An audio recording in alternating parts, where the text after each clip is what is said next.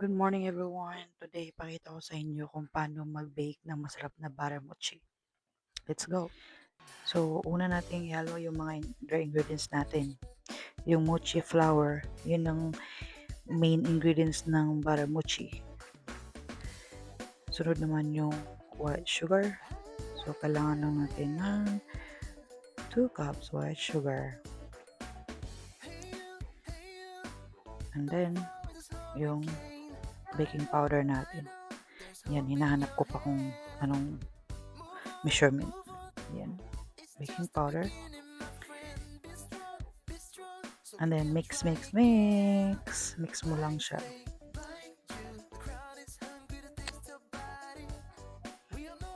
Tapos, yung mga wet ingredients natin, yung mga liquid. Una, yung coconut milk, evac milk, tapos, 4 na eggs. Yan.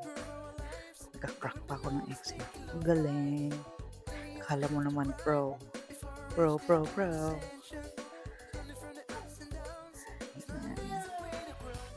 Tapos, yung vanilla extract natin. Tapos, shake ko lang yung vanilla extract. Tapos, bubuksan. Bukas. Tapos, hinanap ko pa yung measurement niya. Ayan. 2 teaspoon ng vanilla extract. Tapos, next naman yung butter. Melted butter. At, yun na. Yun na lahat ng ingredients niya. Tapos, ihalo mo lang lahat siya. Ganyan. Halo. Halo mo siya ng mabuti. Na walang mga wala kang makikita mga dry ingredients na hindi na mix. Yan, binilisan ko na no. Para akong human electric mixer.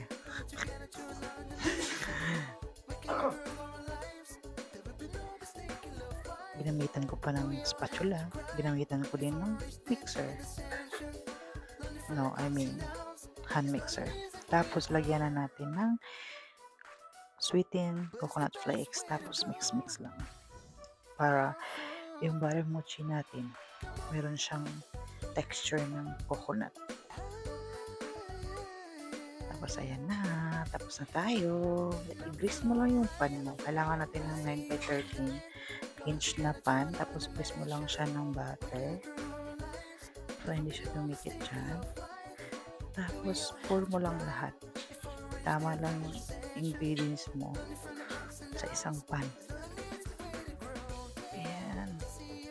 Dapat walang masayang mo.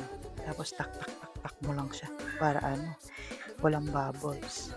At ayan, nag-preheat na pala ako ng oven natin.